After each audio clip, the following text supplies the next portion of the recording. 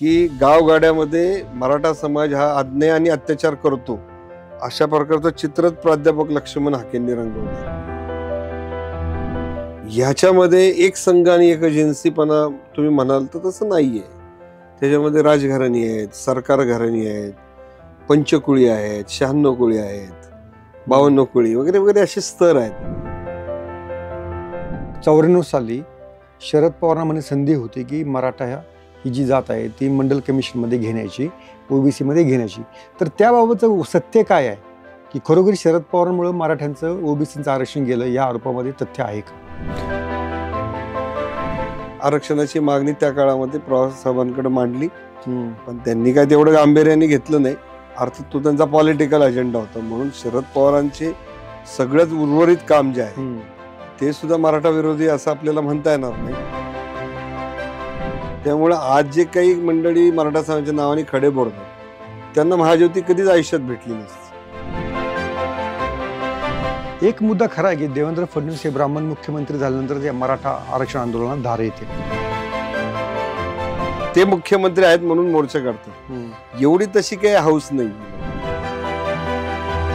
आरक्षणाचा हा जो मराठा समाजाचा आरक्षणाचा मुद्दा आहे, अनेकांना वाटतं की जे SC-BC जे आरक्षण दिलेलं आहे, सोशल आणि एज्युकेशन बॅकवर्डनेसचं जे 10% आरक्षण आता शिंदे सरकारने जे दिलेलं होतं, ते अनेकांना उडेल असं वाटतं, कारण ते 50%च्या पुढे आहे. तर हे उडणार असेल तर मग मराठ्यांपुढे पर्याय काय? काही लोकांनी त्याचा वापर चुकीचा केल्यामुळं जी विश्वासार्हता ज्याला म्हणतो आपण, ती लोकांना वाटली ही एकाच माणसात आहे, त्यामुळे लोक त्यांच्या पाठीशी गेले. मराठे या सगळ्या आंदोलनामुळे सततच्या या अशा जाती तणावामुळे महाराष्ट्राच्या राजकारणात समाजकारणात एकाकी पडले आहेत का? आता कारखान्यात ऊस काय फक्त मराठीच घालतात, धनगरही घालतात, वंजारी घालतात, बरोबर आहे. त्यानंतर दूध संघ काढला, दूध सगळ्या जातीचे लोक घालतात. कुणीतरी थोडंसं लोणी काढलं म्हणून जी काही रोजगार निर्मिती महाराष्ट्राच्या 70 वर्षामध्ये जे औद्योगिकरणाच्या अगोदरचा टप्पा होता, नाही कोणाला कमिट्या पाहिजे होत्या महामंडळ, मला सुद्धा दिली होती सारथी संस्थेत. तर लोकसंख्येची अशी क्वांटिटी घेऊन अशी सुपर इम्पोज करणं ही टेक्निकली इम्पॉसिबल आहे. आणि ते कशी लावायची, तर त्याच्यासाठी तो वन ऑफ द रेफरन्स म्हणून बाबा या भागामध्ये की मॅपिंग केलं आपण, तेव्हा परभणीमध्ये 80% कुणबी आहे. तो रेफरन्स म्हणून जो जात प्रमाणपत्र देणारा अधिकारी आहे तो ते घेऊ शकतो. आणि त्याच्यासाठी स्थानिक गृह चौकशी देऊन आजही त्याला ते प्रमाणपत्र देता येईल. एक मराठा मुख्यमंत्र्यांनी मराठा समाजासाठी काही केलं नाही अशा प्रकारचा एक आरोप नेहमीच केला जातो. तर या आरोपाकडे तुम्ही कसं बघता? हे 100% सत्य नाही. नमस्ते, मी योगेश कुटे. लेट्सअप चर्चा या कार्यक्रमामध्ये तुम्हा सर्वांचं पुन्हा एकदा स्वागत. मनोज जरांगे पाटील यांचं मराठा ओबीसी करण्याचं जे आंदोलन आहे, त्या आंदोलनाचे परिणाम काय, त्या आंदोलनाचं फलित काय, सरकारचं नक्की म्हणणं काय, आणि खरोखरीच या सगळ्या मराठा आंदोलनाचा, मराठा आरक्षणाचा इतिहास काय, त्यातल्या अडचणी काय, हा एक जटिल प्रश्न आहे. आणि या अशा जटिल प्रश्नावरती काम करणारे अखिल भारतीय मराठा महासंघाचे राजेंद्र कोंढरे आज आपल्यासोबत आहेत. त्याने अनेक वर्ष एक पडद्यामागे राहून या आंदोलनाविषयी सातत्यानं अभ्यासपूर्ण लिखाण, न्यायालयामध्ये जाऊन प्रत्यक्ष त्याचा युक्तिवाद करणे आणि या सगळ्या प्रोसेससाठी सहकार्य करणे अशा भूमिका पार पाडलेल्या आहेत. त्यामुळे त्यांचं या सगळ्या विचारांबाबतचं, या सगळ्या घडामोडीबाबतचं विवेचन जे आहे ते सर्वांना उद्बोधक ठरेल असं मला वाटतं. राजेंद्रजी, लेट्सअपवर तुमचं खूप खूप स्वागत. मला एक सांगा की जी मागणी गेली 40 वर्ष, 50 वर्ष, 60 वर्षाला पूर्ण होऊ शकत नाही, मराठ्यांना ओबीसीमध्ये घ्या, या मागणीचा उगम काय, या मागणीचं कारण काय आणि या मागणीचं भवितव्य काय, अशा 3 टप्प्यावरती आपण चर्चा करूया. तर या मागणीचा इतिहास काय ते जरा थोडक्यात सांगितलं तर आपल्याला जरा आणखीन काही याच्यावरती प्रकाश टाकता येईल. 1967 13 ऑक्टोबरपासून महाराष्ट्रामध्ये मराठा समाजातली ज्यांच्या नोंदी कुणबी आहेत त्यांना जात प्रमाणपत्र तेव्हापासून मिळतं आणि आरक्षण सुद्धा तेव्हापासून मिळत आहे. 1981 मध्ये अण्णासाहेब पाटलांनी सर्व समाजामध्ये, त्यावेळेस ओबीसीतल्या सगळ्या जाती ह्या अखिल भारतीय मराठा महासंघाबरोबर होत्या. ह्याचा इतिहास माहीत नाही लोकांना.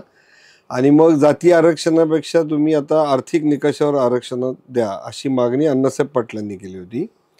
आणि त्यानुसार 10 वर्ष संघर्षही केला. पण 91 साली ज्यावेळेस मंडल अहवाल लागू करण्याच्या वेळेस तत्कालीन जे पंतप्रधान होते नरसिंहराव, या सरकारने 10% आरक्षणाचा EWSचा OM काढला होता, ऑफिस मेमोरंडम, आणि ते आरक्षण सर्वोच्च न्यायालयाने रद्द केलं. त्यामुळं नंतरच्या काळामध्ये ओबीसी जाण्याशिवाय कोणताही पर्याय मराठा समाजापुढे नव्हता. आणि तसा सल्ला मग तत्कालीन सर्वोच्च न्यायालयाचे जे न्यायमूर्ती होते जस्टिस PB सावंत आणि अमरावती विद्यापीठाचे माजी कुलगुरू डॉक्टर KG देशमुख यांनीच स्वतः तो प्रस्ताव तयार केला होता. आणि ती मागणी मग त्यावेळची मुटाटकर कमिटी आटके, ती पहिली होती तेव्हा आयोग नव्हता, त्यांच्याकडे दिला. मुटाटकरांच्या नंतर खत्री कमिशन आलं. ह्या खत्री कमिशन पुढं मग सगळ्या संघटनांनी निवेदन दिलं की आम्हाला ओबीसीत घाला. आणि त्यांनी क्षेत्रपाहणी अहवाल तयार करून सरसकट मराठ्यांना देण्याच्या ऐवजी ज्यांची नोंद कुणबी मराठा आणि मराठा कुणबी आहे अशांना आरक्षणाची शिफारस केली. त्याच्यावर 1 जून 2004ला अहवाल आला आणि GR निघाला.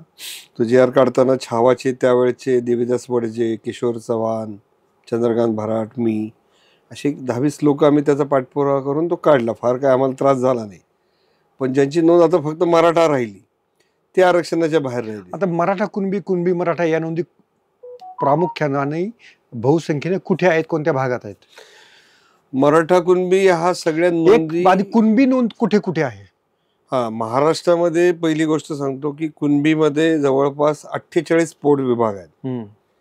या 48 मध्ये मराठा कुणबी, कुणबी मराठा आणि त्याच्याशी रिलेटेड 1-2 ज्या जाती त्याच फक्त मराठा समाजाशी कुटुंबामध्ये नातीगोती होतात त्याची.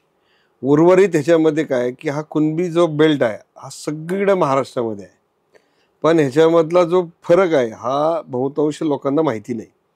पहिली गोष्ट, विदर्भातला जो झाडीपट्टा आहे वर्धा नदीच्या पलीकडचा, त्याच्यामध्ये चंद्रपूर, गडचिरोली, नागपूरचा पलीकडचा बेल्ट आणि भंडारा वगैरे, ह्या पट्ट्यामध्ये जे कुणबी आहेत ते मराठा नाहीत पण ते कुणबी आहेत.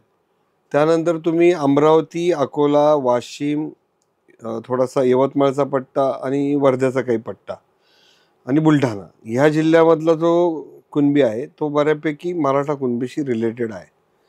त्याच्यानंतर तुम्ही अलीकडे मराठवाड्यात आलात तर मराठवाड्यात ह्या नोंदी फारशा काही सापडत नव्हत्या कारण निजाम स्टेट होता. पण आता त्या गॅझेटियरच्या माध्यमातून किंवा त्याच्या अगोदरमधनं मराठा पण नोंदी आहेत त्याच्यात आणि कुणबी पण नोंदी आहेत. पण त्या कुणबी नोंदीचाच आत्ता विषय आहे. पश्चिम महाराष्ट्र हा मुंबई प्रांतामध्ये होता. त्याच्यामध्ये सोलापूर जिल्ह्यातले 2 तालुके जर सोडले तर उर्वरित सोलापूर जिल्ह्यामध्ये फारशा नोंदी सापडत नाहीत. पण पुणे जिल्ह्यामध्ये आल्यानंतर ह्या नोंदींचं प्रमाण तुम्हाला कोल्हापूरपर्यंत जास्त दिसतं. त्यातल्या त्यात सपाट प्रदेशामध्ये नोंदी कमी आहेत आणि डोंगराळ प्रदेशात जास्त आहेत. पुणे जिल्ह्यातलं बारामती, दौंड, इंदापूर इथलं प्रमाण कमी आहे. पण तुमच्या नारायणगावपासून तर पार पनवेल बॉर्डरपर्यंत आणि पनवेल बॉर्डरचा जो सह्याद्री बेल्ट आहे मावळ तालुक्यापासून तो डायरेक्ट कोल्हापूरपर्यंत, डोंगराच्या वरती कोकणाच्या, हा सगळा तुम्हाला कुणबी सापडेल. कोकणातल्या कुणब्यांनी आपण जे विदर्भातले कुणबी म्हणतो यांच्यामध्ये पण फरक आहे का? नक्की. हे तिल्लोरी कुणबी आहेत रत्नागिरी जिल्ह्यातली आणि त्यांचा समावेश पूर्वी होता पण तो प्रॉपर प्रोसेसनी न झाल्यामुळं काही अर्ज झाले होते. पण आता राज्य मागासवर्ग आयोगाने त्या तिल्लोरी कुणबीचा सुद्धा ओबीसीत समावेश केलेला आहे.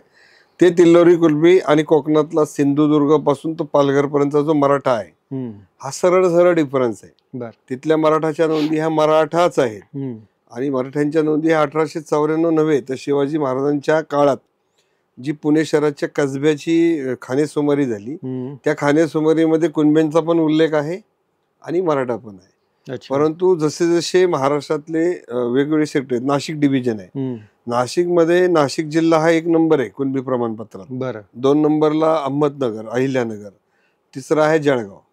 इथला बहुतांश मराठा समाजाकडे कुणबीची प्रमाणपत्र आहेत. मराठवाड्यात मिळत नव्हतं हे वास्तव आहे आणि ते आता सुरू झालंय. बरं, आता हे जे म्हणतात जेव्हा कुणबी असं म्हणतो तेव्हा ते 96 कोळी किंवा देशमुख मराठा हे कुणबी आम्ही नाही, आम्ही देशमुख आहोत, हे का सांगतात? त्याचं मुख्य कारण काय आहे, आपल्याकडे जसं सैन्यामध्ये कॅप्टन असतो त्यानंतर खाली जसं स्तर आहे तसं प्रत्येक समाजामध्ये एक स्तर आहे. उद्या धनगर समाज आहे, त्यांच्यात पण स्तर आहेत. 29 पोट विभाग आहेत. मराठा समाज हा एक व्यापक मोठा समाज आहे. 28% आणि कुणबी धरले 9, 37% पॉप्युलेशन ही एकट्या कम्युनिटीची देशामध्ये आहे. 2.1 समथिंग देशाच्या लोकसंख्येत मराठ्यांचं प्रमाण आहे. ह्याच्यामध्ये एक संघ आणि एक एजन्सीपणा तुम्ही म्हणाल तर तसं नाहीये. त्याच्यामध्ये राजघराणी आहेत, सरकार घराणी आहेत, पंचकुळी आहेत, 96 कुळी आहेत, 52 कुळी वगैरे वगैरे असे स्तर आहेत. आणि ह्या स्तरामध्ये ज्यांच्याकडे देशमुखी होती, म्हणजे आता विदर्भामध्ये सॉरी आपल्या विलासराव देशमुखांचं घर असेल किंवा तिकडं हे राणा जगजित सिंग पाटीलचं घर आहे, ही सगळी अशी उच्च स्तर मराठा समाजातली घराणी आहेत. आपल्याकडे निंबाळकर आहेत, घोरपडे, पासलकर, जेदे, कोंडे यांच्या नोंदी तुम्हाला कुणबी कधीच सापडणार नाही. बरं, त्यामुळे तो स्तर आहेच आहे त्याच्यामध्ये. नारायण राणे किंवा इतर मंडळी जे विरोध करतात या कुणबी करणारला, की आम्ही मराठा आहोत, आम्ही 96 कुळे आहोत, आम्हाला म्हणजे मराठा म्हणून आम्हाला कुणबी गृहीत धरू नका, ह्या त्यांचा दावा योग्य ठरतो का? कोकण स्तरावर बरोबर आहे.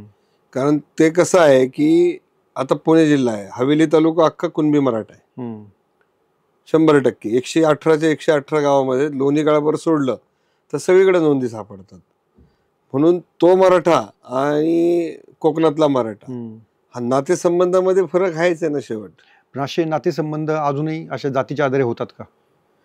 आता बराचसा फरक, आता फार इंटरकास्टवर गेले. म्हणजे मराठा समाज हा पूर्वी ठराविक वर्गातल्याच लोकांशी, आता मराठ्यांची ब्राह्मणांशी पण विवाह होतात, मारवाडी गुजरात्यांशी पण आंतर मराठी होतात का? आंतर कुणबी मराठा, मराठा देशमुख होत आहेत.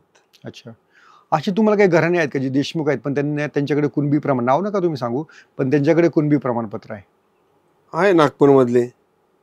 अच्छा, देशमुखांकडे पण आहे. पण ती देशमुख ही जी पदवी विदर्भात काय नेमकं झालेलं आहे की पश्चिम महाराष्ट्रातलाच वर्ग त्यावेळेस मुधोजी भोसले घराण्याच्या निमित्तानं तिकडे गेलेला आहे, तो ठिकठिकाणी राहिला आहे.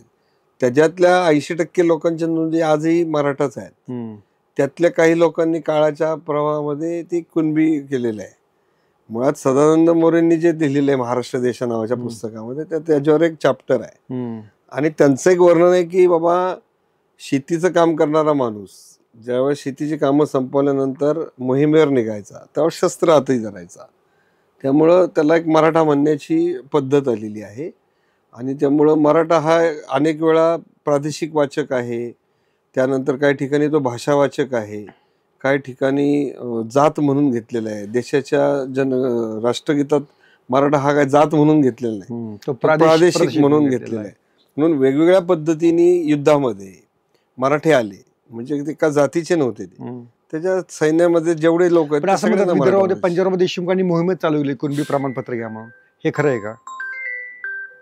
खरं त्याचा रेफरन्स आहे ना, हा ऍक्च्युअली मी बराच रिसर्चमध्ये अमरावतीमध्ये फार मागायचा प्रयत्न केला, तो मिळाला नाही. परंतु कुणबी प्रमाणपत्र धारकांना हे आरक्षण मिळू शकतं भविष्यामध्ये, याचं सुतोवाच केल्याची अनेक उदाहरणं वर्तमानपत्रात छापून आलेले आहेत. मूळ संदर्भामध्ये मला अजूनपर्यंत मिळालेली नाही. पंजाबराव देशमुखांनीच ही मोहीम चालू केली असं म्हणायला ठोस पुरावा नाही आज सापडत नाहीत. मी पाहण्याचा आणि सापडलं म्हणजे त्यांच्याविषयी अनादर नाहीये, परंतु पंजाबराव भाऊसाहेबांनी कुणबी प्रमाणपत्राच्या बाबतीमध्ये किंवा कुणबीकरणाच्या बाबतीमध्ये लोकांमध्ये तो जागृती त्या काळामध्ये केलेली आहे.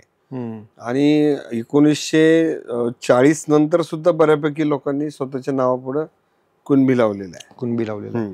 आता ज्यांच्याकडे म्हणजे मराठा कुणबी किंवा कुणबी मराठा, आता ही नोंद जी आहे ती किती वर्षापूर्वीची आपल्याला घ्यावी लागते आणि किती वर्षापूर्वीची सरकार ते ऍक्सेप्ट करते? 13 ऑक्टोबर 67 ही ओबीसीची डीम डेट आहे. त्याला मानव दिनांक म्हणतो आपण मराठीमध्ये. त्याच्या अगोदरची महाराष्ट्रातला रहिवासी आणि त्या जातीची त्याच्या वाडवडिलांची जी नोंद आहे ती त्याच्यामध्ये अपेक्षित आहे. कुठे कुठे मिळते ही नोंद कुणबीची? कुणबीचं जे रेव्हेन्यू रेकॉर्ड आहे त्याच्यामध्ये तुमचे जन्म आणि मृत्यूचे दाखले आहेत, त्याच्यानंतर शाळेचे दाखले आहेत, खासरा पत्रक आहे, त्यानंतर वेगवेगळ्या ठिकाणी सरकारमध्ये साक्षी दिल्या जात असेल. ब्रिटिश काळामध्ये ज्या ठिकाणी प्रशासनाचा कुठेही संबंध आला तर त्या ठिकाणी कुठलाही जबाब देताना अर्ज देताना जात त्याची लिहिली जायची.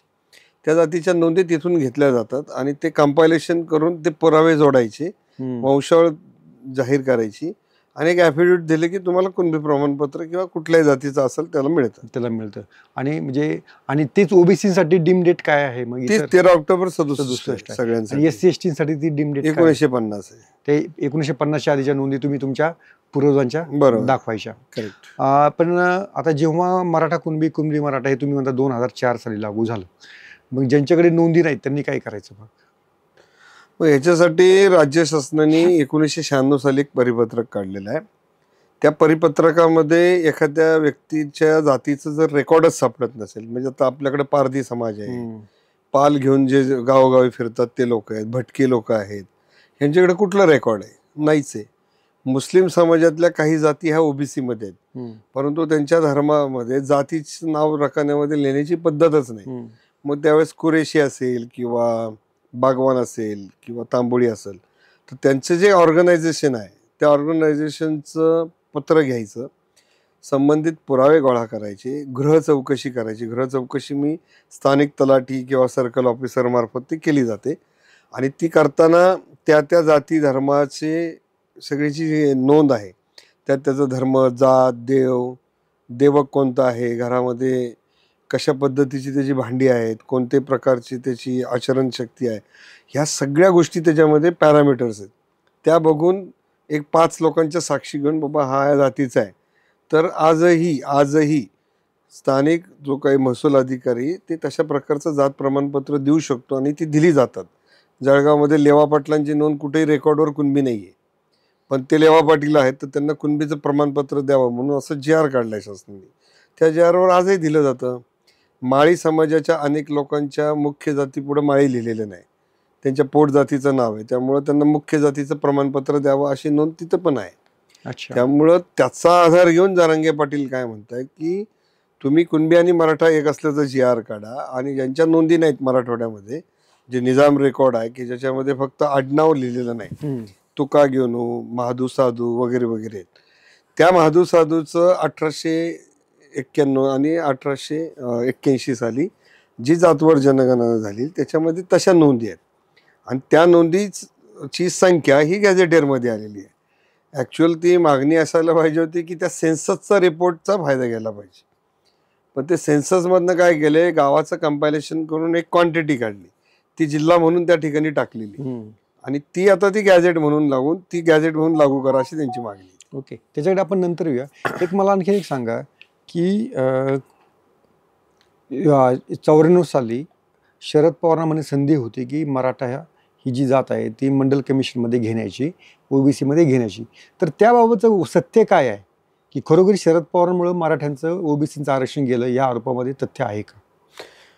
2 बाबी त्याच्यामध्ये, की ज्या वेळेस मंडल कमिशनच्या ह्याच्या संदर्भामध्ये सुप्रीम कोर्टामध्ये केस झाली तेव्हा इंदिरा साहनीचं हे आला, जजमेंट आलं, आणि त्या जजमेंटनुसार प्रत्येक राज्याला मागासवर्गाचा आयोग तपासून तुम्ही कोणाला आत घ्यायचं काय बाहेर घ्यायचं ह्या आयोगाच्या मार्फत स्वतंत्र तुम्ही चौकशी करा.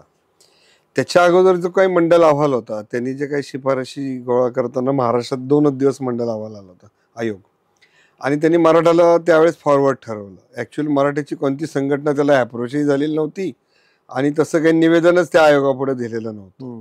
परंतु ही जी मंडलची पूर्ण देशात यात्रा सुरू झाल्यानंतर मराठा महासंघाने त्यावेळेस मागणी केलेली होती VP सिंगांकडे, आणि VP सिंगांना ठाण्याचे खासदार राम कापसे यांच्या नेतृत्वाखाली मराठा महासंघाचं शिष्टमंडळ जाऊन भेटलं. त्यात डॉक्टर KG देशमुख, शशिकांत पवार, प्रभाकर शिंदे सगळे लोक होते.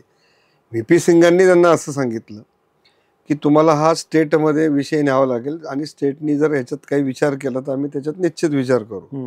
आता त्या काळात काय झालं, खरं तर कमिशन नेमून या सगळ्या जातींच्या ज्या नोंदी आहेत ती त्या मांडवाखालनं जाणं अभिप्रेत होतं.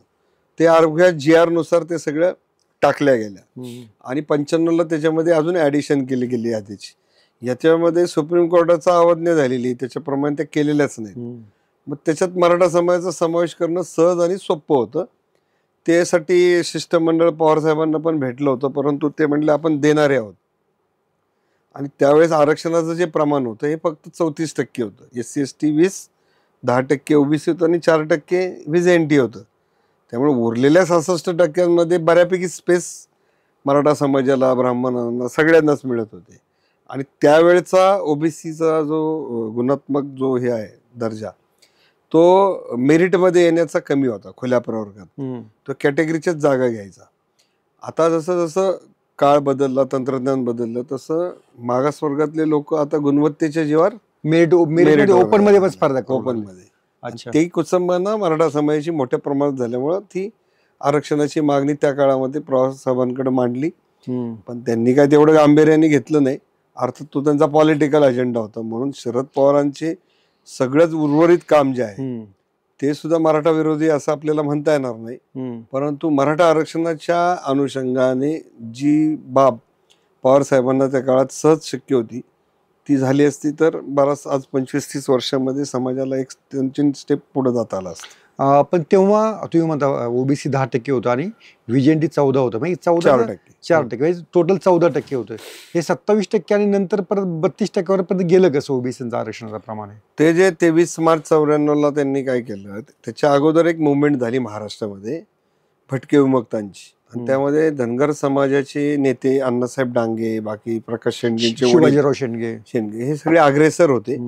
आणि वंजारी समाजाकडनं आपले गोपीनाथ मुंडे, हरिभाऊ राठोड होते या प्रक्रियेत. तर ह्यांनी काय केलं, ह्या आरक्षण प्रक्रियेच्या अशा ह्या बदलामध्ये सगळ्यांनी डेडिकेटेड सहभाग घेतला. आणि मग काय झालं की ओबीसीतल्या 10% आरक्षणात वंजारी आणि धनगर हा ओबीसी होता.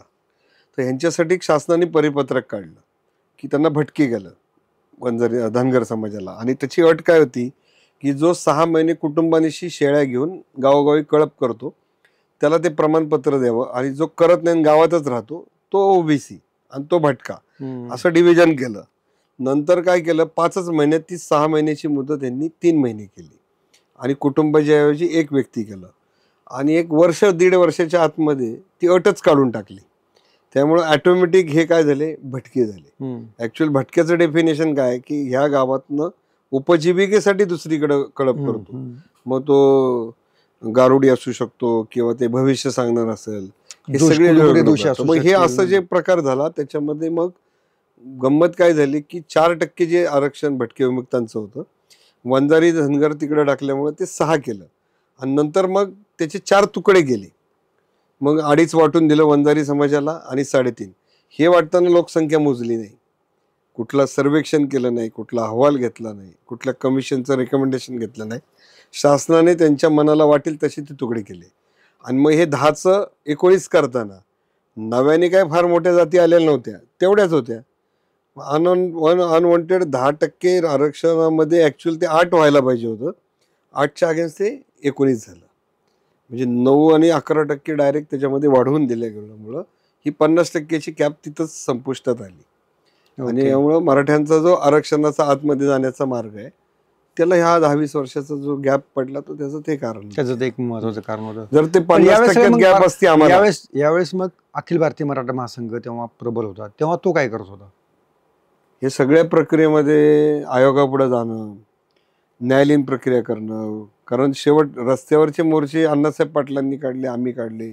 2013ला नरेंद्र पाटील, संभाजीराजे, आम्ही पण मोठे मोर्चे काढले, आंदोलनं केली. पण त्यावेळेचा जो काही मराठा राजकारणाचा जो मोठा पगडा होता राजकारण्यांचा, त्यांना आरक्षण काय प्रामुख्याने ह्याचा मुद्दा वाटत नव्हता.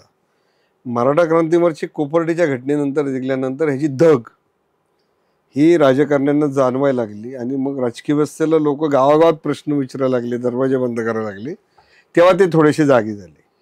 आणि म्हणून 18 वर्षाच्या आणि जवळपास 25 वर्षाच्या प्रदीर्घ कालावधीनंतर मराठा समाज हा पहिल्यांदा मागास पूर्णपणे ठरवला गेला. त्याच्या आधी बापट कमिशनने ते रेकमेंडेशन केलं होतं, पण ते मतदानाच्या आधारे जी काही गडबड झाली आणि कुठलंही मत न नव्हता, स्थानिक कुठलंही सर्वेक्षण न करता त्यावेळेस 1-2 सदस्यांनी जे काही मतदान ज्या चुकीच्या पद्धतीने केलं त्याचा त्याला फटका बसला. आणि त्याचा रिव्ह्यू घ्यायचा अधिकार राज्य शासनाला होता. आणि म्हणून राणे कमिटी आली. राणे कमिटीचं जे काही रेकमेंडेशन होतं ते रेकमेंडेशन राज्य मागासवर्ग आयोगाला पाठवायचं होतं. आणि तसा सल्ला ज्येष्ठ विधिज्ञ पी राव म्हणून त्यांनी दिला होता. आणि त्या पी रावच्या सल्ल्याप्रमाणे राज्य शासनाने ते रेकमेंडेशन पाठवलं खाली की हे तपासून आम्हाला द्या. त्यावेळेस आयोगामध्ये मराठा आरक्षण विरोधी लोक असल्यामुळं त्यांनी हा रिव्हिजन तपासून द्यायला नकार दिला. ते म्हणे पहिला आमच्या आयोगाच्या अहवालावर निर्णय द्या, मग आम्ही हे करू. मग आधी पेशंट मारायचा आणि नंतर त्याला जिवंत करायचा, असं काय प्रॅक्टिकली होत नाही. मग सरकारवर दबाव होता, त्यांनी राणे कमिटीचं रिपोर्ट घेऊन आरक्षण देऊन टाकलं आणि ते टिकलं नाही. पृथ्वीराज चव्हाण सरकारच्या काळामध्ये 2014 मध्ये हे सगळं घडलेलं होतं. आता याच्यामध्ये दोन गोष्टी आहेत की हा जो रेटा वाढतोय, म्हणजे मराठा समाजाला इतकी हातबलता अगतिकता का आलेली आहे, हा माझा खरा प्रश्न आहे. की आरक्षणाशिवाय आपले प्रश्न सुटू शकत नाही आणि आरक्षण याच मुद्द्याभोवती मराठा समाज एकत्र येतो. इतकं हातबल मराठा समाज का झाला आहे, याचं तुम्ही अनालिसिस काय करता? एक तर पहिली गोष्ट, हा प्रचंड भावनिक आहे पण समाज व्यावहारिक नाही आहे. आणि भावनिकतेपोटी काय होत आहे की काळाच्या प्रवाहामध्ये जी आव्हानं आहेत त्या आव्हानांना मराठा समाज त्या ताकदीने पुढे जात नाही. आणि तशा प्रकारचे जे काही बदल समाजाला आतून घडवावे लागतात. कुणी असं ठोकून बिकून ते घडवू शकत नाही. तर ती उर्मी जी आहे ना ती समाजामध्ये, ती तेवढ्या प्रकारची दिसत नाही.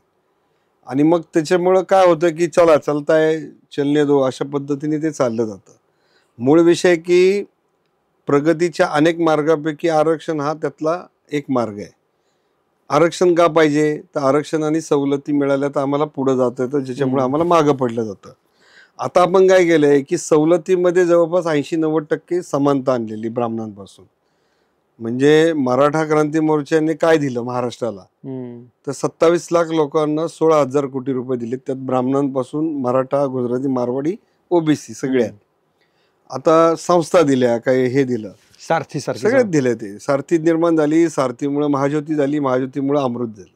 सारथीत निर्माण झाली नसती ते झालं नसतं, आणि त्या सारथीतच तयार झालेलं आहे. त्यामुळे आज जे काही मंडळी मराठा समाजाच्या नावाने खडे बोडतात त्यांना महाज्योती कधीच आयुष्यात भेटली नसती.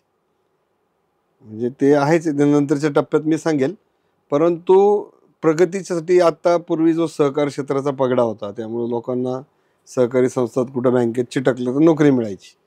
आता सहकार पूर्णपणे जवळपास संपुष्टात आल्यासारखं आहे. बँकिंग बऱ्यापैकी कॉम्पिटिशन झाल्यामुळं परदेशातली परदेशातली लोक येत आहेत. संधी ज्या नोकरीच्या आहेत त्या सर्व्हिस सेक्टर आणि बिझनेस ऑपॉर्च्युनिटीमध्ये तेवढा मराठा समाज त्याच्यात उतरलेला नाही. त्यामुळे आता जो काही समजा पुन्हा आहे, आता मी जेवढी महाराष्ट्रातनं लोक आलेली बघतोय ते डिलिव्हरी बॉयपासून अंग मेहनती काम करणारे, अशीच पहिली पिढी आतमध्ये येते.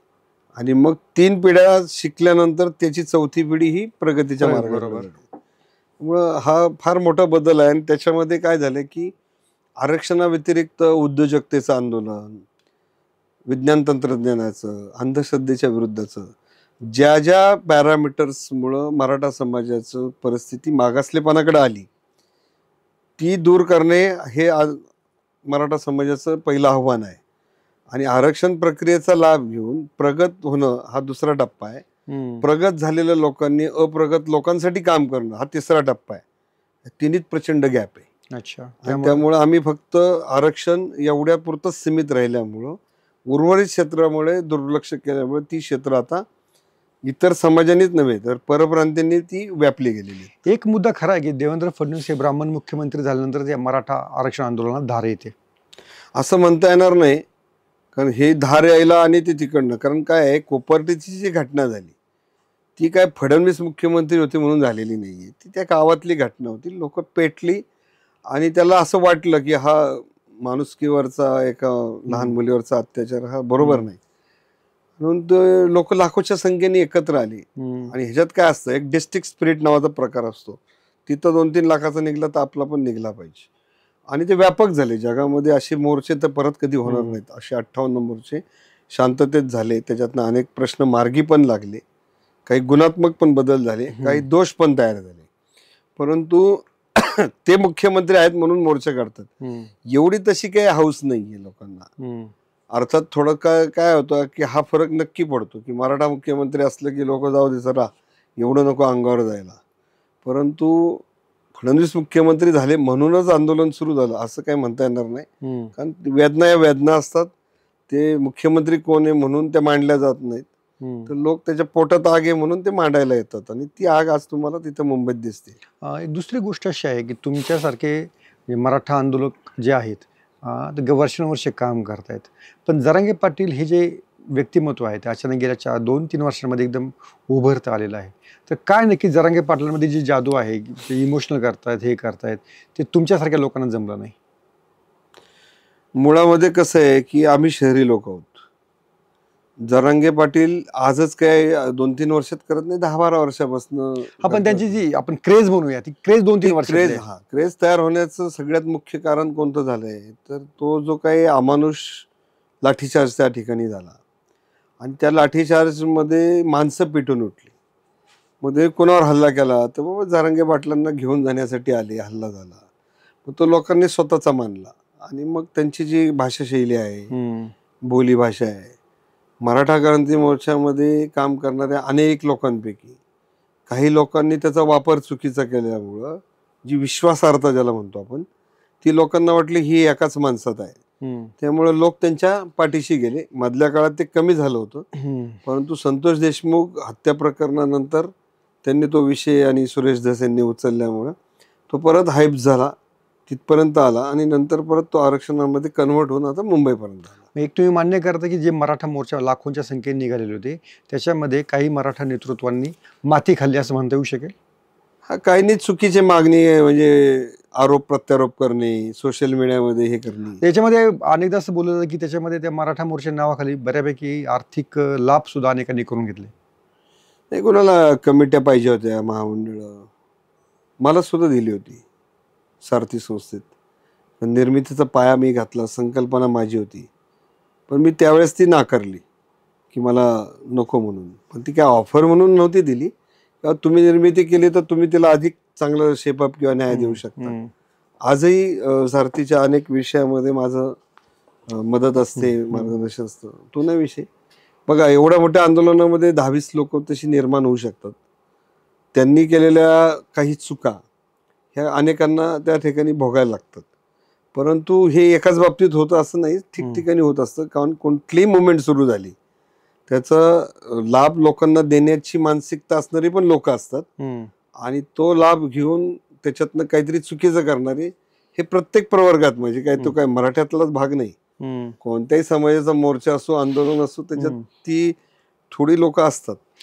मराठा हे जे आंदोलन जरांगेंचं उभं राहतं, याला इतका रिस्पॉन्स काय मिळतो आणि पॉलिटिकल नेते काही काय ना पडद्याआडनं जरांगे पाटलांच्या सगळ्या मुवमेंटला मदत करतात, हे उघड सत्य, म्हणजे काय नाकारचं काही कारण नाही. मग पॉलिटिकल नेते काय जरांगेंच्या पाठीमागे, म्हणजे ते बीड, धाराशिव, जालना, तो जो मराठवाडा सगळा भाग आहे तिथले उभे राहतात त्यांच्या पाठीशी? मुख्य कारण काय आहे, 5 जिल्ह्यामध्ये प्रचंड बेरोजगारी आहे.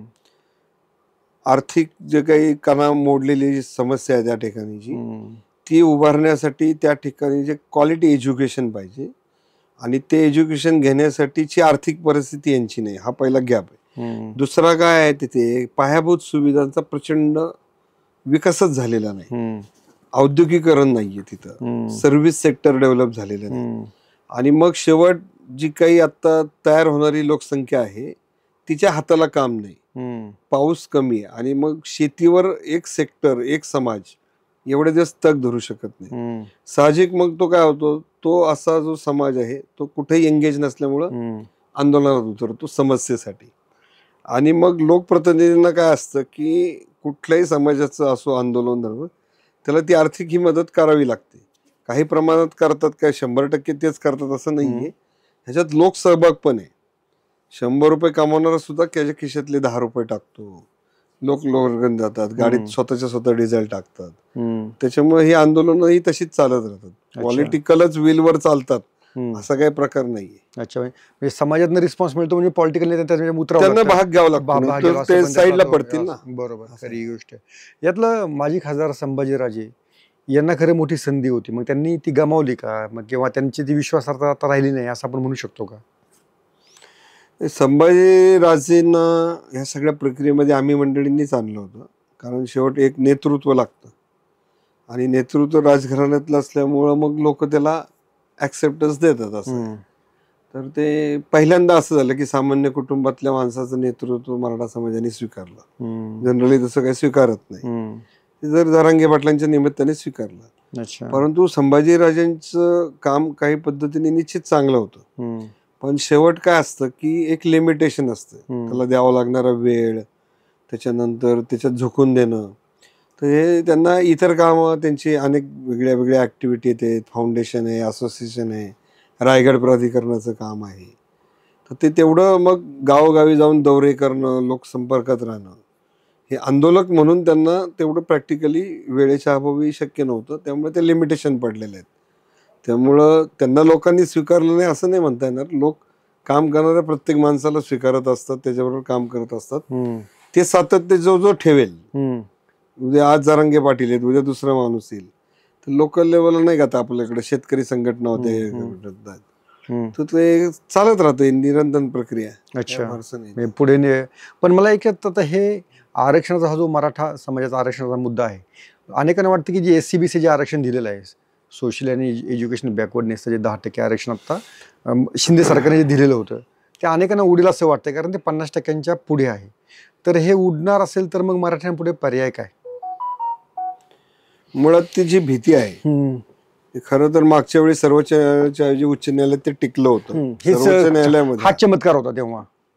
चमत्कार नाही म्हणता येणार त्याला, एवढे ग्राउंड्स होते. पण त्याच्यामध्ये काय झालं, कोर्टाने हे पण विचारलं, त्याच्यात ऑर्डरमध्ये 176 नंबरचा पॅरा पण आहे की एक्झिस्टिंग ओबीसीचं तुम्ही रिव्हिजन घ्या, जे कायद्याप्रमाणे करायला पाहिजे. सरकारने काय केलंय, जो 2004चा कायदा आहे ना, हाच मुळात घटनाबाह्य आहे. त्याच्यात ना क्वांटिफायबल डाटा, एम्पेरिकल डाटा. 2004चा कोणता कायदा आहे तो? काय जो सुशील कुमार शिंदे साहेबांनी आधी 2004च्या आधी महाराष्ट्रातलं जे आरक्षण आहे हे फक्त GR वर होतं.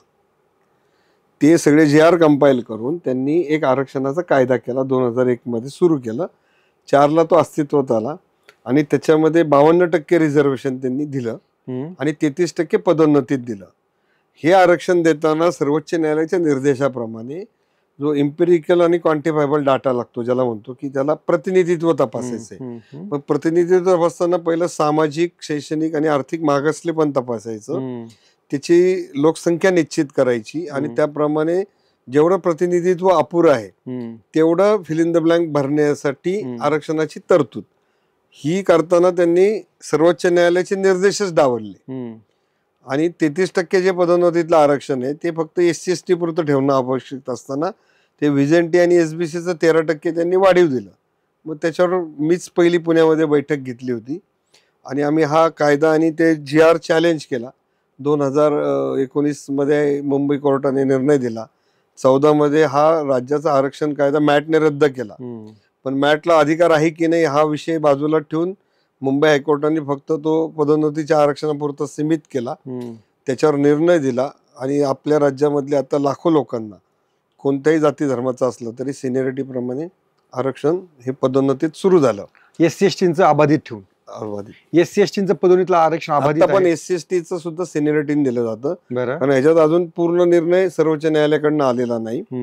सर्वोच्च न्यायालयामध्ये 8 राज्यांच्या केसेस एकत्र राहिलेल्या आहेत. त्याच्यात जो निर्णय होईल त्यात जर हा कायदा उडाला महाराष्ट्राचा, तर जसं आता मराठा आरक्षणासाठी सर्वेक्षण केलं तसं सर्वांचं सर्वेक्षण सरकारला करावं लागेल, त्याचं बॅकलॉग तपासावं लागेल आणि राज्य मागासवर्ग आयोगाची शिफारस घेऊन मगच त्यांना इन करून त्यांना कायदा करावा लागेल. ओके. याच्यामध्ये आणखीन एक गोष्ट आहे, जरांगे पाटलांच्या हैदराबाद गॅझेट, सातारा गॅझेट हे 2 गॅझेट आहेत काय, त्यातला फरक काय आणि त्याचं महत्त्व जरांगे पाटील सांगितल्यानंतर लोकांना का कळू लागलेलं आहे, याचं थोडं अनालिसिस करा. मुळात काय आहे की गॅझेट हे एका व्यक्तीसाठी काढलं जातं आणि गॅझेटियर आणि गॅझेटमध्ये मूलभूत फरक काय आहे की गॅझेटियर हे त्या जिल्ह्याची एकूण लोकसंख्या, त्याच्यातल्या वेगवेगळ्या जातींचं किती संख्या आहे ती, तिथली भौगोलिक, आर्थिक सर्व प्रकारची माहिती ही ती गॅझेटियरमध्ये केली जाते. तशी 1881 साली जी जातवार जनगणना झाली, त्या जातवार जनगणनेची त्या जिल्ह्याची लोकसंख्या ही त्या गॅझेटियरमध्ये नमूद केलेली आहे. मग त्या गॅझेटियरमध्ये फॉर एक्झाम्पल परभणी आहे, जालना आहे, बीड आहे, तर तिथं कुणबीची लोकसंख्या जास्त आहे आणि मराठीची कधी कधी नाहीच आणि काही ठिकाणी आहे. त्यामुळे त्यांचं म्हणणं की तीच लोकसंख्या आज जर तिथं असेल तर मग त्यांना तुम्ही कुणबी प्रमाणपत्र दिलं पाहिजे. आता ते देताना आपल्याकडे कायदा काय सांगतो की ती वंशावळ तुम्हाला सिद्ध करता आली पाहिजे आणि मराठवाड्याची रेकॉर्ड रायटिंग लिहिण्याची जी पद्धत आहे ती फक्त तुका गेनू, महादू साळू असं आहे, त्याचं आडनाव लिहिलं जात नाही. मग तो गॅप जो मराठवाड्यात आहे तो 1972ला त्यांच्याकडे गटवारी झाली, सर्वे नंबरचं गटवारी. त्यावेळेस आडनाव पहिलं रेकॉर्डवर आलं रेव्हेन्यूवर. मग ते रेव्हेन्यू रेकॉर्डला 1972 साली जर आलेलं असेल तर 1881 ते 1972 ही कनेक्टिव्हिटी ही गॅझेटमध्ये आहे. मग ते गॅझेटमध्ये फक्त लोकसंख्या आहे, तर लोकसंख्येची अशी क्वांटिटी घेऊन अशी सुपर इम्पोज करणं ही टेक्निकली इम्पॉसिबल आहे. आणि ते कशी लावायची तर त्याच्यासाठी तो वन ऑफ द रेफरन्स म्हणून बाबा या भागामध्ये की मॅपिंग केलं आपण, तेव्हा परभणीमध्ये 80% कुणबी आहेत. तर तो रेफरन्स म्हणून जो जात प्रमाणपत्र देणारा अधिकारी आहे तो ते घेऊ शकतो. ओके. आणि त्याच्यासाठी स्थानिक गृह चौकशी देऊन आजही त्याला ते प्रमाणपत्र देता येईल. बरं. त्याच्यासाठी हा गॅझेटियरचा रेफरन्स वापरायला पाहिजे. ओके. गॅझेट हा फरक हा व्यक्तिगत असतो. हो, गॅझेटियर आणि गॅझेटियर हैदराबाद गॅझेटियर मला माहिती. पण सातारा गॅझेटियर मध्ये मग काय? सातारा गॅझेटियरला तशीच आहे, प्रत्येक जिल्ह्याचं एक स्वतंत्र सातारा गॅझेटियर मध्ये मग आडनाव आहेत का? आणि हैदराबाद गॅझेटियर पेक्षा सातारा गॅझेटियर मध्ये आडनावं नाहीत. गॅझेटियर मध्ये फक्त लोकसंख्येची संख्या आहे. गॅझेटियर मध्ये जी काही व्हिलेज वाईज रेकॉर्ड आहे तेच रेकॉर्ड काय काय ठिकाणी उपलब्ध आहे असं सांगतात. भोर संस्थांचा असेल तर त्याच्यात आडनावं आहेत. पण आपल्याकडे पश्चिम महाराष्ट्रामध्ये हा बॉम्बे स्टेट होता ना प्रेसिडेन्शियली, त्यामुळे इथं आडनावं असल्यामुळं आणि रेव्हेन्यू रेकॉर्ड ब्रिटिशांनी 1830 पासूनच व्यवस्थित आहे. त्यामुळे इकडं आपल्याकडे नोंदी सापडल्या तर ते रेव्हेन्यू रेकॉर्ड दौडवताना आपले जे काही गटवारी झाली, सर्वे नंबर आहे, त्यानंतर आपल्याकडं कडाई पत्रक आहे, ह्याच्यामुळं ती शोधता येते. आणि ती कनेक्टिव्हिटी एखाद्या गावात मिळाली की त्या गावातले सगळे लोकांना ते प्रमाणपत्र मिळायला सोपं जातं. आता काही प्रश्नांची मला हो किंवा नाही मध्येच खरं मला तर उत्तर पाहिजेत. मराठ्यांना ओबीसी मध्ये जाणं हे योग्य की ईडब्ल्यूएसचं आरक्षण घेणं हे योग्य? ज्यांची नोंद कुणबी आहे आणि ज्यांना ती करून पाहिजे त्यांनी ओबीसीत जावं, ऑप्शन आहे. टिल टुडे आज एसीबीसी आरक्षण लागू आहे. एसीबीसी आरक्षण तुम्हाला रद्द केल्याशिवाय ओबीसीत जाता येणार नाही. मराठा समाजाला आता दोनच ऑप्शन आहेत. एक तर एसीबीसी पाहिजे असेल तर ते ठेवायचं, ते जर नाही टिकलं त्यावेळेस प्रश्न ज्यांची नोंद मराठा आहे, ज्यांची नोंद मराठा हे पर्टिक्युलरली काय म्हणतो की कुणबी ऑलरेडी ओबीसी झालेलाच आहे, तर त्याच्या पुढे तो ऑप्शन उपलब्ध राहील की तुला बाय डिफॉल्ट ईडब्ल्यूएस मध्ये जायचं का तुम्हाला मागणी करून त्या 19% मध्ये जायचं. हे दोनच ऑप्शन मराठा पुढे त्यावेळेस उभे राहतील. ओके. आता त्याच्यामध्ये एक असं आहे का की जो माळी आहे, साळी आहे, कोळी आहे, सोनार आहे, यांना ईडब्ल्यूएसचा पण लाभ मिळतो? नाही, असं होत नाही. ज्या जाती घटनेच्या 15(4) आणि 16(4) खाली रिझर्वेशनच्या कॅटेगरी खाली आहेत अशा सर्व जातींना हे आरक्षण लागू नाही.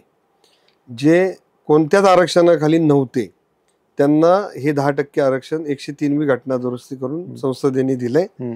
ते सुप्रीम कोर्टामध्ये चॅलेंज झालं होतं, 3-2 असं त्यांनी ते मान्य केलं. परत त्याचं रिव्ह्यू पिटिशन आणि क्युरेटिव्ह हे दोन्ही फेटाळलेलं आहे. त्यामुळे आज रोजी ते टिल कन्फर्म आहे, ईडब्ल्यूएस कन्फर्म आहे. हा, 12 जजेसचं घटनापीठ जेव्हा बसेल त्यावेळेस त्याचा रिव्ह्यू होईल. तसं मग हा ओबीसी आरक्षणाचंही तसंच पेंडिंग होतं. बरोबर. ते पण असे अनेक विषय 20-25 वर्ष न्यायालयामध्ये चालत होतं. आणि तोपर्यंत काय होईल की मागास प्रवर्गातले लोक गुणवत्तेवर खुल्या प्रवर्गात येत असल्यामुळं एकूण प्रशासनातलं आणि शिक्षणातल्या ह्याच्यामध्ये त्यांचा वाटा आता 70% पोहोचलेला आहे. जे रिझर्व्ह नॉन रिझर्व्ह आहेत त्यांचं प्रमाण कमी होत आलेलं आहे. त्यामुळे ह्या 10%च्या ईडब्ल्यूएस आरक्षणामुळं एक पोकळी तयार होऊन त्याच्यामध्ये ह्यांचं संरक्षण झालेलं आहे. त्यामुळे तेवढं तरी सेव्हिंग झालेलं आहे. आणि तो जो काही प्रशासनात आणि समाजात बॅलन्स लागतो सामाजिक, तो ईडब्ल्यूएस आरक्षणामुळे आणलेला आहे. नाही तर मग काय व्हायचं समाजात, अरे मला मग मी त्या जातीचं नाही म्हणून मला मिळत नाही का, ही जी भावना आहे ही ईडब्ल्यूएस आरक्षणाने गेलेली आहे. ओके. सगळ्यात त्याच्यात महत्त्वाचा जो मुद्दा आहे, पण हे ईडब्ल्यूएस जे आरक्षण आहे, सॉरी जे एसीबीसी आरक्षण आहे ते फक्त महाराष्ट्रापुरतंच आहे. बरोबर. केंद्रात शेवटी जाताना मराठ्यांना परत ईडब्ल्यूएस मध्ये जावं लागतं, हे बरोबर आहे का? ज्यांची नोंद कुणबी आहे ते केंद्राच्या 27% आरक्षणात जातात, ओबीसी आरक्षणात, ओबीसी मध्ये. आणि ज्यांची नोंद मराठा आहे त्यांना 10% केंद्राच्या आरक्षणात ईडब्ल्यूएस मध्ये. ओके. म्हणजे आजच्या घडीला मराठा समाजाला ओबीसी म्हणून 19% कुणबी, मराठा कुणबी पण तिकडे, कुणबी मराठा तिकडे, स्वतंत्र म्हणून 10% एसीबीसी आता आरक्षण आहे. आणि अर्ध जे आरक्षण केंद्राचं ईडब्ल्यूएसचं आहे. आणि प्लस चौथा ऑप्शन ओपन कॉम्पिटिशन मध्ये सगळ्या समाज घटक जे काही 1600-1700 त्याच्यावर कॉम्पिटिशन. असे 4 आता त्यांना रस्ते उपलब्ध आहेत. ओके. त्यातला एससीबीसी आपण समजा नाकारला आणि ईडब्ल्यूएस नाकारला तर तुम्हाला मग एकच रस्त्याने जावं लागेल. बरं, मी मराठा आहे, मला एससीबीसी मध्ये जायचं नाही, तर मी ईडब्ल्यूएस मध्ये जाऊ शकतो का? नाही, आज रोजी कायद्याने जी जात 15,4-16,4च्या रिझर्वेशनच्या खाली येते त्याला कोणालाही ते ईडब्ल्यूएस मिळत नाही. जेव्हा हे आरक्षण तुमचं जाईल किंवा गेलं किंवा तरच तुम्हाला तिकडे ते बाय डिफॉल्ट मिळेल. महाराष्ट्रापुरतं आपल्याला नाही, देशातच. देशात म्हणजे नाही. आता एससीबीसी देशभरात कुठे लागू ना, जे मराठ्याला 10% महाराष्ट्रामध्ये एससी समजा गेलं तर तुम्ही बाय डिफॉल्ट ईडब्ल्यूएस होणार. जर तुम्हाला सरकारने ओबीसी मध्ये नाही टाकलं तर मग तुम्हाला ईडब्ल्यूएसचा बेनिफिट मिळणार नाही. आणखीन एक याच्यामधली गोष्ट की चंद्रकांत पाटील पण म्हणाले की हे जे कुणबी म्हणून जे ओबीसी मध्ये जायचंय तर राजकीय आरक्षणासाठी मराठे जात आहेत, हा आरोप तुम्हाला खरा वाटतो का? बघा, पुणे शहरात तर जेवढे कुणबी प्रमाणपत्र धारक नगरसेवक आहेत हे मराठा समाजातलेच आहेत. पुणे शहर तुम्हालाही माहिती आहे सगळी, आणि त्याची लढाई आपणच केली होती कोर्टामध्ये. म्हणजे किंबहुना महाराष्ट्रातलं न्यायमूर्ती मार्लापर्ल्यांचं जे जजमेंट आलं ते पण निवडणुकीतल्याच कुणबीवरनं आलं नगर जिल्ह्यातल्या, आणि त्यामध्ये त्यांनी ते कुणबी प्रमाणपत्राच्या बाबतीत आक्षेप घेऊन ते बंद झालं. मग आपण ते पुण्यामध्ये मावळ प्रांतांकडे नंतरचे न्यायालयाचे 2 निकाल आले त्याच्यावर एक सुनावणी घेतली. संभाजीनगरचे 2 वकील मी आणले होते. त्याच्यामध्ये पहिलं मोहोळ नावाच्या व्यक्तीला आपण ते प्रमाणपत्र दिल्यानंतर राज्यामध्ये कुणबी प्रमाणपत्र सुरू झाली, हे कोणाला माहिती नाही. आणि नंतर मग ते न्यायालयात पण केसेस गेल्या होत्या. मग नगरसेवकांचं नगरसेवक पद गेलं, ते रिस्टोर झालं आणि त्यांना पुन्हा व्हॅलिडिटी मिळाल्या. 1-2 लोक अजूनही पेंडन्सी आहेत. आपण 2018 मध्ये कू नावाचं जी नोंद होती मराठ्यांची ती शॉर्ट फॉर्म होती, त्यालाही प्रमाणपत्र देण्यासाठीची तरतूद. म्हणजे कुणबी अशा अर्थ नव्हती. हा, म्हणजे काय होतं, जे रजिस्टर लिहिलं जातं रायटिंग मध्ये तर काहींचं अक्षर मोठं असतं आणि कॉलमची छोटी संख्या, मग तो आपलं शॉर्ट फॉर्म करतो कू. जसं पाटील असेल कोण असेल तर पाला टिंब दिला की संपला. काही लोक पाला देत नाही. ह्या टिंबाला फार महत्व आहे किंवा अक्षराला. म्हणजे धनगर समाजाचं एक आंदोलन 25 वर्ष र आणि ड मध्ये अडकलं होतं, तसं ते टिंब आहे, महादेव कोळी आहेत, हे फार बारकावेचे इतके तांत्रिक मुद्दे आहेत की त्याच्यामध्ये सामान्य माणसाला हे समजणार नाही. आता महादेव कोळी आहेत ते विशिष्ट भागात राहतात, मच्छीमार कोळी विशिष्ट भागात, दोघांच्या अलीकडे म कोळी लिहिलंय, पण तो महादेव आहे का मच्छीमार हे क्षेत्र पाहणी केल्याशिवाय ते समजत नाही. तसे हे मुद्दे त्याच्यामध्ये आहेत. त्यामुळे हे आत्ताची काय आरक्षणाची लढाई ती ह्याच अँगलने ही चालत राहणार आहे. म्हणजे राजकीय आरक्षणाचा फायदा जे कुणबी आहेत ते घेत आहेत. अच्छा, पण त्याच्यामुळे ओरिजिनल ओबीसीवरती अन्याय होत असं वाटत नाही का? बघा, ते कोणत्या भागात आहेत हे पण समजून घेतलं पाहिजे. महाराष्ट्राच्या जे काही ग्रामपंचायती वगैरे आहेत, मराठा समाजाचं प्राबल्य कुठे आहे तर पश्चिम महाराष्ट्रामध्ये, थोडं उत्तर महाराष्ट्रामध्ये आणि मराठवाड्यामध्ये राजकीय निवडणुका लढवल्या जात नाही. ही तर ठराविक ठिकाणी आहेत. पण उर्वरित तुम्ही कोकणामध्ये घ्या, कोकणामध्ये सगळ्या ओबीसी समाजात स्थानिक स्वराज्य संस्थांमध्ये आहे. पलीकडे विदर्भात घ्या, विदर्भातले हे 4 जिल्हे सोडले तर उरलेल्या सगळ्या जिल्ह्यांमधले जे काही ओबीसी आहेत ते पण राजकारणामध्ये आहेतच ना. त्याच्यामध्ये हे बबनराव तायवाडेंना पण माहिती आहे. काही ठराविक ठिकाणी आणि सगळेचे सगळे तिथंच काय ओबीसी. आता पुण्यात जेवढ्या ओबीसीच्या जागा आहेत त्याच्यात ओरिजिनल ओबीसी पण निवडून आलेले आहेत ना. मूळ काय आहे की हे बाहेरनं कुणबी म्हणून गेल्यानंतर ते त्यांना म्हणतात हे डुप्लिकेट ओबीसी आहे. आता कायद्याप्रमाणे तो एकदा सर्टिफिकेट घेतलं की तो ओरिजिनल ओबीसी होतो. पण आता समाज प्रभावामध्ये आणि समाजाच्या बोलीभाषेमध्ये मराठ्यांना धड कोणी फॉरवर्ड पण म्हणत नाही आणि ओबीसी पण म्हणत नाही. हाच खरी त्याची समस्या आहे. ओके. आता जर हा जो प्रश्न आहे जे पुन्हा असे आंदोलन किंवा याच आंदोलनाचा जर खर्च पाहिला जरांगे पाटलांवरच्या तर काही कोटी झाला असेल, त्याच्यामध्ये काही चांगल्या शाळा कॉलेजेस वगैरे देखील चांगले झाले असते, तर ही आंदोलनं पुन्हा पुन्हा पुन्हा पुन्हा न होण्यासाठी काय धोरण स्वीकारावं लागेल? सरकारने काय आहे की सर्वच राजकीय पक्षांनी ह्याच्यामध्ये कोणते प्रश्न कशा पद्धतीने सुटतील ह्याची एक स्ट्रीमलाईन आणि एक चौकट ठरवली पाहिजे.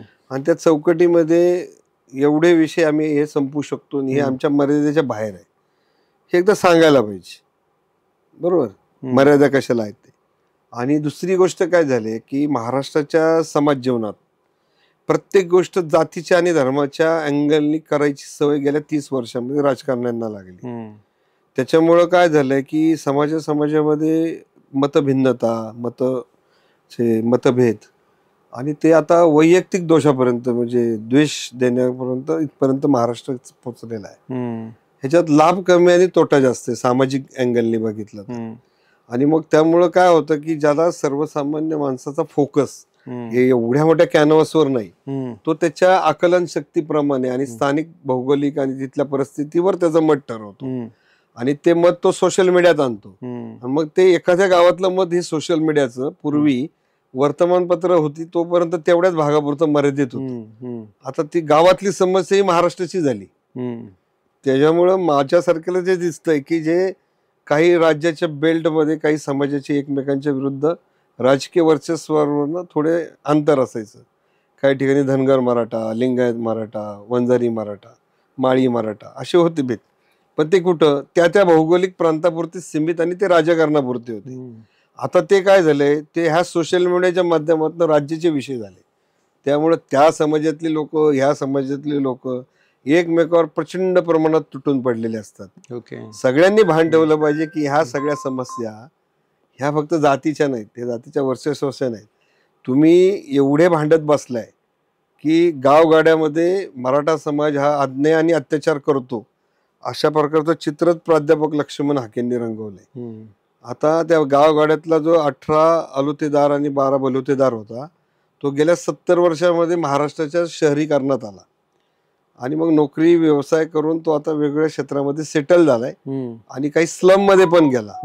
आणि जी गावातली जी काही ती व्यवस्था होती ती परप्रांताच्या लोकांनी ताब्यात घेतली. ते हळूहळू तो जमिनी घ्यायला लागलेले आहेत. हा जो बदल आहे हे दोन लोकांच्या भांडणामध्ये जसा तिसरा माणूस लोणी खाऊन जातो, आता त्याला लोणी नाही म्हणता येणार, तो त्याच्या संधी मिळाली, तो कार्यक्षमता त्याच्या कष्टाच्या जीवावर येणार, जागा व्यापणार आणि ते जाणार. हा बदल आहे. आता मराठे या सगळ्या आंदोलनामुळे सततच्या या अशा जाती तणावामुळे महाराष्ट्राच्या राजकारणात समाजकारणात एकाकी पडले आहेत का? आयसोलेशन प्रक्रिया सुरू झालेली आहे. ह्याचं कारण काय की यशवंतरावजी चव्हाणांपासून तर अगदी शरद पवार असतील, आता एकनाथ शिंदे, सगळ्याच मराठा राजकारण्यांनी राजकारण करताना सत्ता केंद्र काही वाटली, स्थानिक स्वराज्य संस्थांचं त्रिसूत्रीकरण हे यशवंतरावजींनी आणलं. सत्तेचं वाटप त्यांनी सगळ्या क्षेत्रामध्ये केलं. ते करताना इथला जो ओबीसी समाज होता तो तेवढा काही राजकीय दृष्ट्या प्रगल्भ नव्हता. म्हणून महाराष्ट्राच्या सत्तेमध्ये निम्मे मराठी असायचे आणि निम्मे इतर जातीय किंवा इतर असायचे आणि तो बॅलन्स करत त्यांनी आणलेला आहे. आणि ते करत असताना सार्वत्रिक आणि व्यापक भूमिका त्या काळात मराठा नेतृत्वाने घेतली. कारण एका जातीवर राजकारण करण्याचा प्रांत हा महाराष्ट्र नाहीच आहे, तो सर्वसमावेशकच आहे. आणि ती भूमिका ठेवत असताना मराठा समाज आपल्याला आता खातोय, आपलं सगळं नेतोय, अशा प्रकारची भावना दृढ करण्यामध्ये काही घटक यशस्वी झाले. किंबहुना महाराष्ट्रातल्या जेवढ्या सामाजिक क्रांत्या असतील, आरक्षणाचे निर्णय, भले मराठा समाजाच्या पार्ट्यात आरक्षण नाही पडालं, पण हे आरक्षण काँग्रेसच्या काळामध्ये, राष्ट्रवादीच्या काळामध्ये बहुजन समाजाला त्यांनीच वाटलेलं आहे. आता हे करताना इथं पक्ष हा विचार नाहीये, तर मराठा नेतृत्वाने त्यावेळेस व्यापकच भूमिका घेतली. मग बँका काढल्या, तो काही एका जातीसाठी नाही काढल्या, दूध संघ काढले, कारखाने काढले. तर त्याला आता व्हिलन ठरवलं जातं जे लोकांनी. आता कारखान्यात ऊस काय फक्त मराठीच घालतात का? धनगरही घालतात, वंजारी घालतात, बरोबर आहे. त्यानंतर दूध संघ काढला, दूध सगळ्या जातीचे लोक घालतात. कुणीतरी थोडंसं लोणी काढलं म्हणून जी काही रोजगार निर्मिती महाराष्ट्राच्या 70 वर्षामध्ये जे औद्योगिकरणाच्या अगोदरचा टप्पा होता, तो 70 वर्ष मराठा नेतृत्वाने तो बांधून ठेवला. आणि त्यात इतर जातीचे सुद्धा लोकांनी साखर कारखाने काढले, हे झाले. त्यामुळे त्याला दोष देता येणार नाही. पण आता आयसोलेशन याच्यामध्ये काय झालंय की परप्रांतातले आलेली जी काही लोक आहेत ती मराठा नेतृत्वाकडे नाहीयेत. ग्रामीण भागामध्ये काही जाती ज्या काही आता ओबीसी मधल्या आहेत, धनगर, वंजारी, लिंगायत, माळी समाज असेल, यांची पॉलिटिकल ॲम्बिशन आहे. ती पॉलिटिकल ॲम्बिशन असताना त्यांना मराठ्यांना बाजूला गेल्याशिवाय त्याचं नेतृत्व करता येत नाही. आणि जो अल्पसंख्य ओबीसी आहे, शिंपी आहे, न्हावी आहे, याचं तर कुठंच राजकीय वर्चस्व नाही आणि त्याला राजकीय प्रतिनिधित्व मिळतही नाही. ही वास्तव आणि वस्तुस्थिती आहे. आणि त्यामुळं ह्या सगळ्या रगाड्यामध्ये तो बिचारा एका घटक बाजूला आहे, ना ओबीसीच्या नेतृत्वाकडे जात, ना मराठ्यांच्या नेतृत्वाकडे आहेत. अशा परिस्थितीमध्ये एक दलित मुवमेंट होती, ती आत्ताच्या या 10 वर्षामध्ये थोडीशी थंडावली, पण ती अग्रेसिव्ह असायची. तर प्रत्येक समाज घटकाचं एक प्रभावशाली वातावरण प्रत्येक भागामध्ये आहे. याला सांभाळण्याचं कसब मराठा नेतृत्वाने केलंय. आता ह्या सगळ्या प्रक्रियेमध्ये भूक जास्त लागली आणि ताटं कमी पडतात. अशा परिस्थितीमध्ये सगळ्यात पुढं कोण आहे बाबा ते, तर त्याला दोष देण्याची प्रक्रिया आता सुरू झाली. ओके. एक शेवटचा फक्त प्रश्न, एक मराठा मुख्यमंत्र्यांनी मराठा समाजासाठी काही केलं नाही अशा प्रकारचा एक आरोप नेहमीच केला जातो, तर या आरोपाकडे तुम्ही कसं बघता? हे 100% सत्य नाहीये. ते आरक्षण प्रक्रिया जर सोडली तर महाराष्ट्रामध्ये शिक्षण संस्था आहे, बरोबर, साखर कारखाने, सहकार आहे, शेतीमधल्या सुधारणा हे केल्या. अलीकडच्या 15 वर्षाच्या काळामध्ये जे राजकीय घराणी आहेत ही कॉर्पोरेटायझेशन झालं त्यांचं, आणि मग राजकारणासाठी लागणारा प्रचंड पैसा आणि त्याचं केंद्रीकरण करत करत जात असताना मराठा समाजाचे अनेक सामाजिक प्रश्न होते. म्हणजे साधंच काय सांगायचं तुम्हाला, छत्रपती शिवाजी महाराजांचं स्मारक हा विषय 30 वर्ष महाराष्ट्रामध्ये प्रलंबित कसा असू शकतो? रायगडला 60 साली महाराष्ट्र आपला तयार झाला, 1 मे 60. त्या रायगडावर 2014 साली पर्यंत 1 कोटी रुपये खर्च झाला विकासाचे.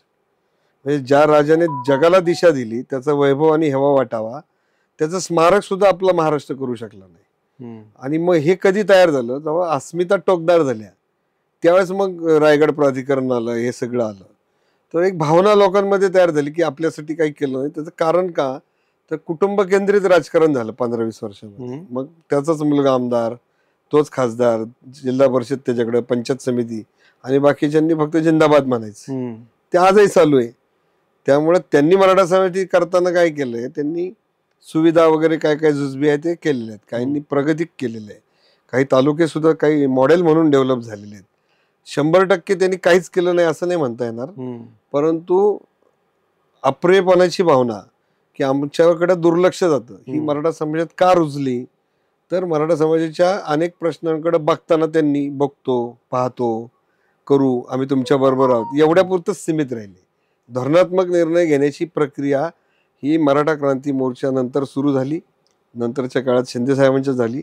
आता फडणवीस सरकारला धोरणात्मक निर्णय, हा समाज शत्रू आहे असं कोणाला मानता येणार नाही.